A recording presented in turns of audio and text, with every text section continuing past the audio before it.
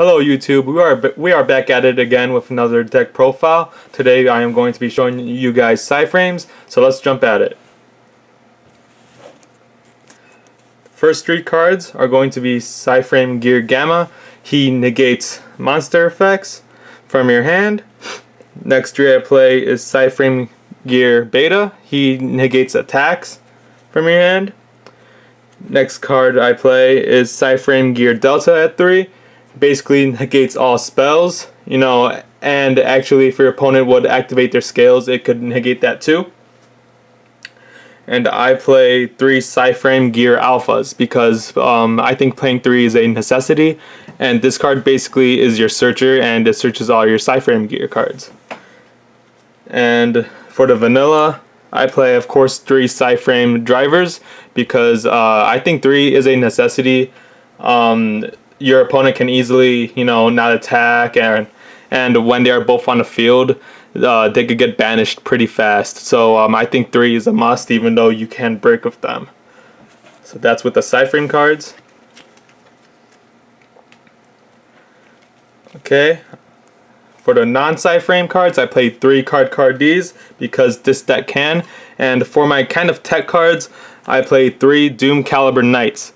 If you don't know what this card does, during either player's turn, if a monster effect is activated, it automatically tributes itself and it negates the activation, even from the graveyard, from the hand, or wherever, which I find very, very useful. I mean, this card has saved my ass a lot of times.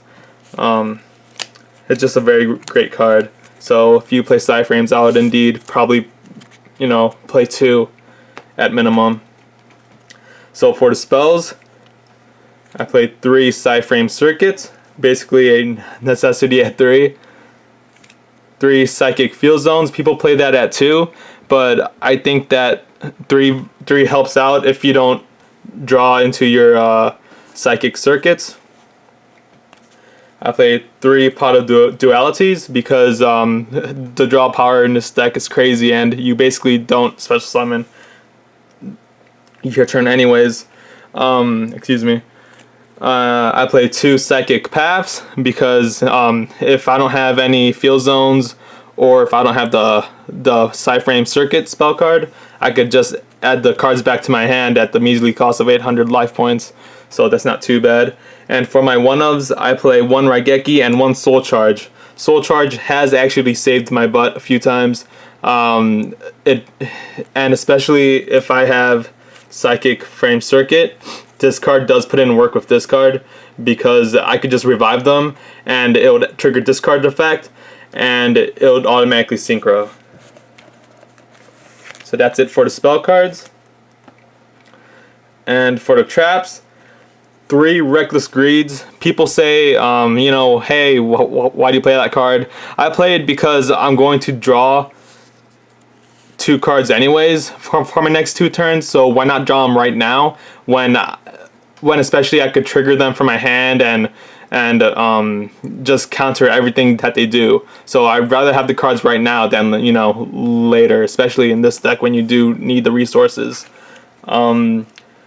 2 PSY-Frame Overloads, basically one of the best cards in this deck, right behind the field spell card, because this deck banishes your opponent's cards face down, which basically takes them out of the game.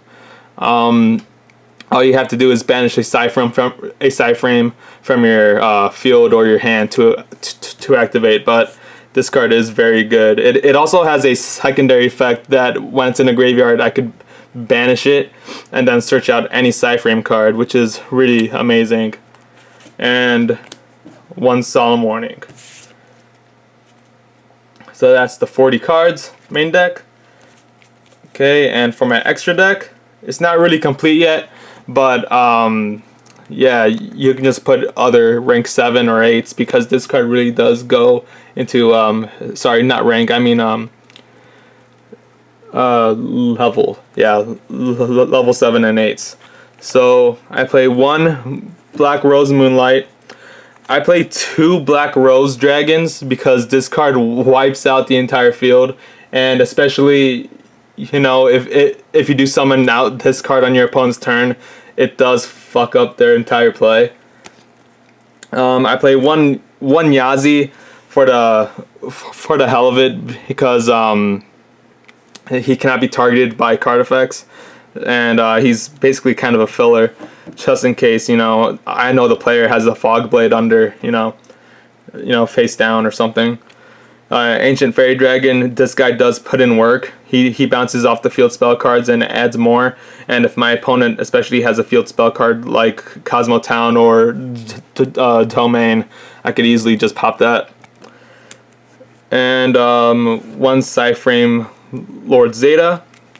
I want to have two, but right now I only have one.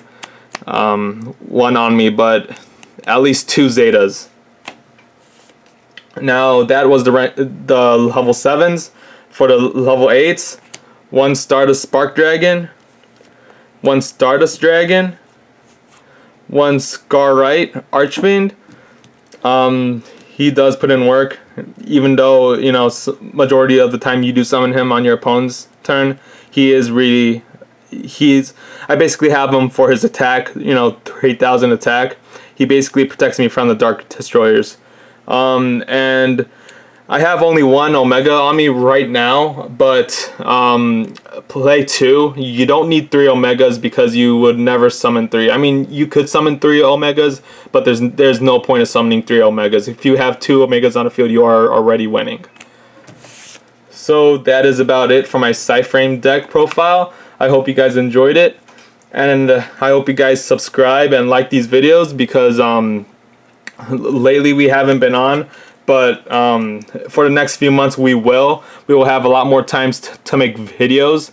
So please, if you guys have any deck suggestions I could do with this deck, any cards that could help me out, please say so in the comments below. Like and subscribe. Thank you.